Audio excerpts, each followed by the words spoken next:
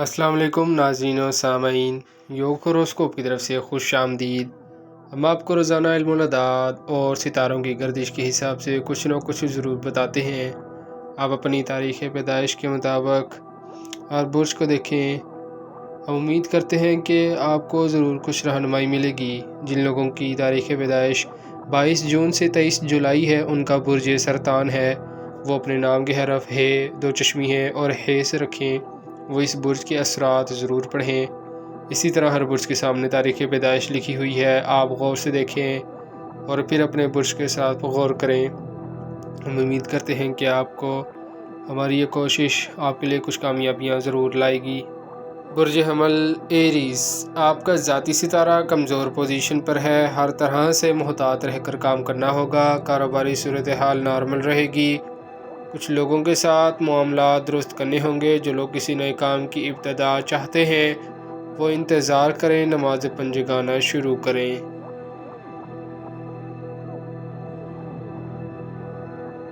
برج ثور tours, سازشی لوگ آپ کے گھریلو معاملات کو خراب کر سکتے ہیں۔ آج فجر کی نماز کے بعد پارہ نمبر 15 کا رکوع نمبر 9 پڑھ کر کام شروع کریں۔ پراپرٹی وغیرہ کے حوالے سے کچھ اچھی خبر ہے۔ برج جوزا جیمنائی، گھر سے نکلتے وقت درود پاک پڑھیں، انشاءاللہ کام درست ہوں گے۔ آج آپ کو اپنے کسی معاملے میں خاص بہتری ملنے کا امکان ہے، البتہ آپ کو دوسروں کے رویے کی وجہ سے دکھ مل سکتا ہے۔ برج سرطان کینسر، گھر سے نکلتے وقت صدقہ دیں، گاڑی آرام سے چلائیں، کسی کے ساتھ جھگڑا نہ کریں۔ جن افراد نے اپنی پوزیشن بدلی ہے وہ اللہ کا نام لے کر قدم اٹھائیں۔ برج اسد لیو، صدقہ دیں، گاڑی آرام سے چلائیں، حالات اتنے برے نہیں ہیں جس قدر سمجھ رہے ہیں۔ اللہ نے چاہا تو جس قدر بھی مشکل وقت کیوں نہ ہو، آپ کو اس سے نکل جانے میں کامیاب ہوں گے۔ برج سنبلہ ورگو، آج ازدواجی تعلقات کو بہتر کرنے کی ضرورت ہے۔ آپ کو کسی بھی سوشل پروگرام یا شراکت داری کے کاموں میں رہنمائی ملے گی۔ کوئی دیرینہ مسئلہ حل ہو سکتا ہے۔ برج میزان لیبرا، اب پرانی غلطیاں اور باتیں بھول کر آگے بڑھنا ہوگا۔ اگر دل میں باتیں رکھیں گے تو اس سے حالات کشیدہ رہیں گے، اور ویسے بھی اب حاصل کچھ نہیں ہوگا۔ روپے پیسے کا استعمال غور سے کریں۔ برج عقرب اسکورپیو، مریخ کی پوزیشن کمزور ہے، دن کی پوزیشن زیادہ اچھی نہیں ہے، کوئی بڑی رکاوٹ ہے۔ آج گاڑی آرام سے چلائیں، جھگڑا نہ کریں۔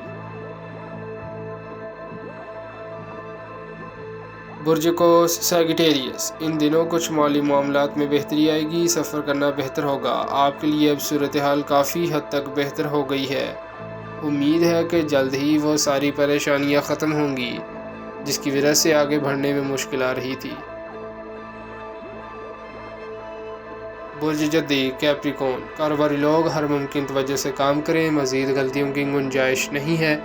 لڑکے لڑکیاں خاص طور پر اپنے دل کو قابو میں رکھیں، یہ ہاتھوں میں سے نکل رہا ہے جو سب سے خطرناک بات ہے۔